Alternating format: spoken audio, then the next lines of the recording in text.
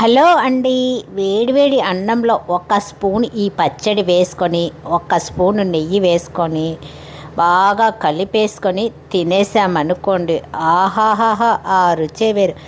చెబుతుంటేనే మీకు నోటిలో నీరు వచ్చేస్తుంది కదా, ఎందుకు రాదండి? కారం కారంగా రుచిగా ఉన్న ఈ పచ్చడి చెబితేనే నోటిలో నీరు వస్తే ఇక తింటే ఇంకెంత రుచిగా ఉంటుందో ఊహించుకోండి. సో ఈ రోటి పచ్చడి మీరు రోలు ఉంటే రోట్లో నూరుకోవచ్చు. నా దగ్గర రోలు లేదు, అందుకే మిక్సీలోనే చేసేసాను. మిక్సీలో చేసిన ఈ పచ్చడి ఇంత రుచికరమైనది ఏంటి అనుకుంటున్నారా? ఇదేనండి సొరకాయ పచ్చడి. సో ఈ సొరకాయ పచ్చడి చేయటానికి స్టవ్ మీద కడాయి పెట్టేసి ఒక 3 స్పూన్లు నూనె వేయాలి. నూనె వేడెక్కిన తర్వాత 1 టేబుల్ స్పూన్ జీలకర్ర వేయాలి. జీలకర్ర కూడా కొద్దిగా వేడెక్కిన తర్వాత కట్ చేసుకొని ముక్కలుగా చేసి పెట్టుకున్న సొరకాయ ముక్కలు వేసేసి ఒక 2 నిమిషాలు బాగా వేపేసుకోవాలి. సో ఇలాగా వేగిపోయిన ఈ సొరకాయ ముక్కలకు రుచి ఇంకా పెరిగేందుకు 1 స్పూను నువ్వులు వేయాలి. చాలా పెళ్ళిళ్ళల్లో తింటుంటాం చూసండి సొరకాయ పచ్చడి.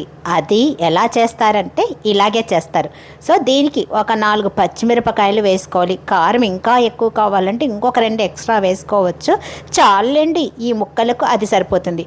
ఒక 2 టమాటాలు కూడా ఇలాగ ముక్కలుగా కట్ చేసేసుకొని వేసుకొని ఇవన్నీ ఒక 2-3 నిమిషాలు సిమ్లోనే వేపేసుకోవాలి.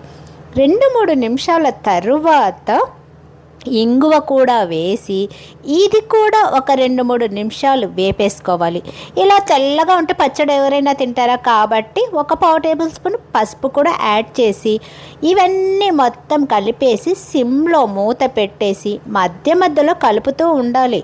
మధ్య మధ్యలో కలపకపోతే ఈ సొరకాయ ముక్కలు ఒకవైపే వేగుతాయి, మాడిపోతాయి. అందుకనేసి మూత తీసేస్తూ మధ్య మధ్యలో అలా కలిపేసుకుంటూ ఇక మరొకసారి ఒక 10 వెల్లుల్లి రెబ్బలు కూడా వేసి ఇవన్నీ బాగా కలిపేసుకొని మరొకసారి మూత పెట్టేసి ఈ ముక్క అనేది ఇలాగ చల్లాకితో కాన మనం కట్ చేస్తే ముక్క అనేది విరిగిపోయేంత వరకు మధ్య మధ్యలో మూత పెడుతూ తీస్తూ మధ్య మధ్యలో కలిపేసుకుంటూ ఇలాగ వేపుకోవాలి. ఇదంతా చల్లారిన తర్వాత ఇక ఏముంది, మిక్సీ జార్లోకి వేసుకొని మరీ పేస్ట్గానైతే చేసుకోకూడదండి. మరీ పేస్ట్గా చేసుకుంటే పచ్చడి అనేది రుచిగా ఉండదు.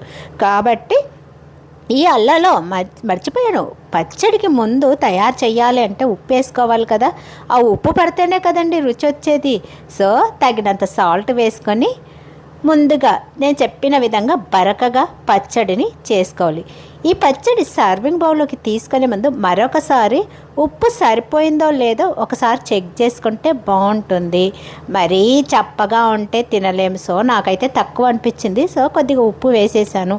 ఇదంతా బాగా కలిసేంత వరకు స్పూన్ తోటి కలిపేసుకొని ఇక ఈ పచ్చడిని సర్వింగ్ బౌల్లోకి తీసేసుకున్న తరువాత అన్నం తినే ముందు 1 స్పూను నెయ్యి కూడా యాడ్ చేసుకొని ఈ కారము పచ్చడిని వేడివేడి అన్నంలో నెయ్యితోటి తినేసామనుకోండి, ఆహాహాహా ఆ రుచే వేరు.